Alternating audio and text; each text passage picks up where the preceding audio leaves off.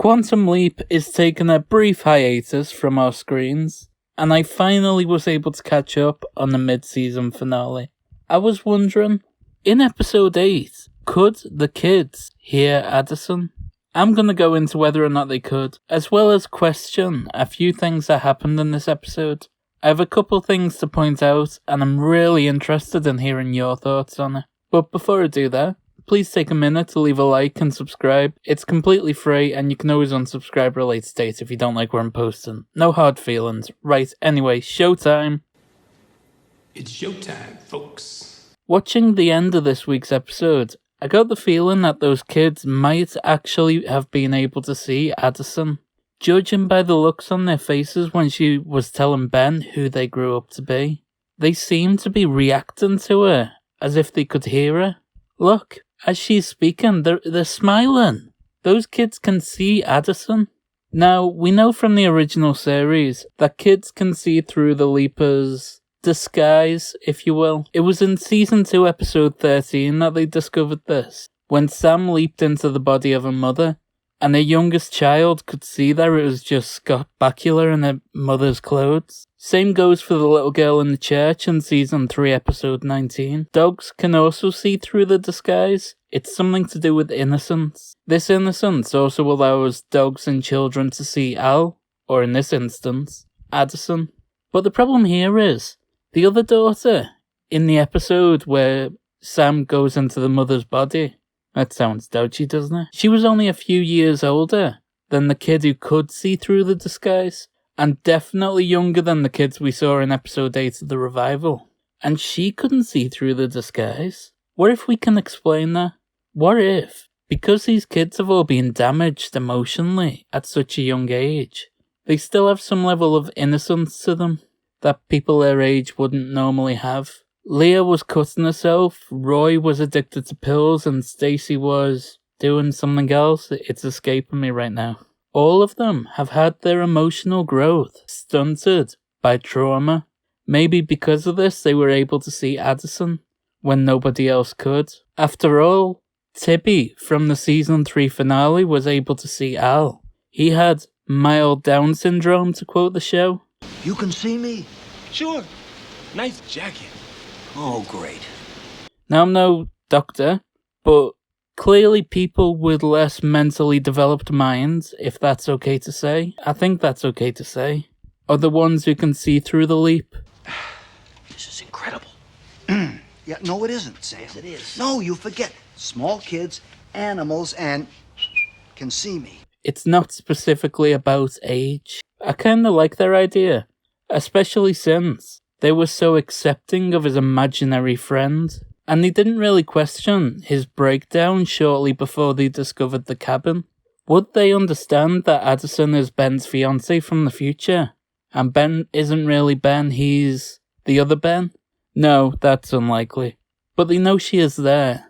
On the flip side of this, I think the fact that they're troubled youth trying to escape and survive an abusive situation helps with the fact that they so easily accepted Ben just flipping out. They're all misfits that came together under challenging circumstances. None of them are perfect, and therefore they're more accepting of weird behaviour. So even if they can't see Addison, I think it's well within reason for them to not question Ben's erratic behaviour. Another reason against them being able to see Addison is surely they would have heard her telling Ben that there was no sign of a cabin for miles. I have a really hard time buying the idea that 3 teenagers would think that they could hike an entire day in high temperatures with only 1 bottle of water to share and no food. But to do this, knowing you were heading to a cabin that didn't seem to exist, why?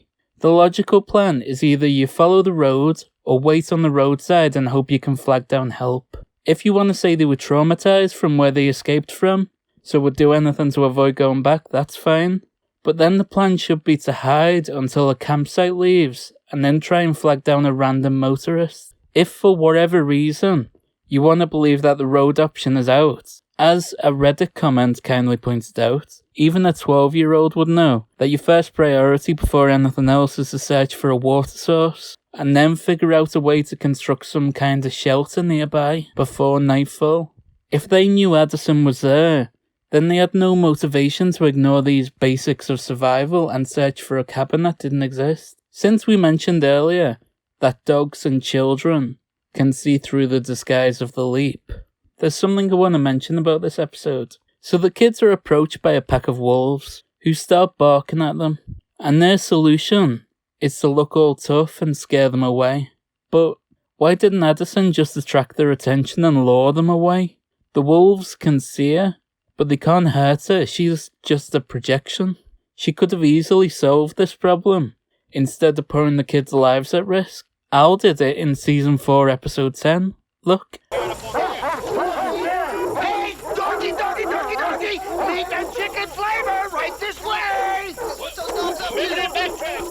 And another thing, in the original series, Al would regularly jump about and search for things. Say if Sam was running away from someone, Al could teleport to the person and start shouting, so Sam knew which direction to run in, like he did in season 2, episode 15.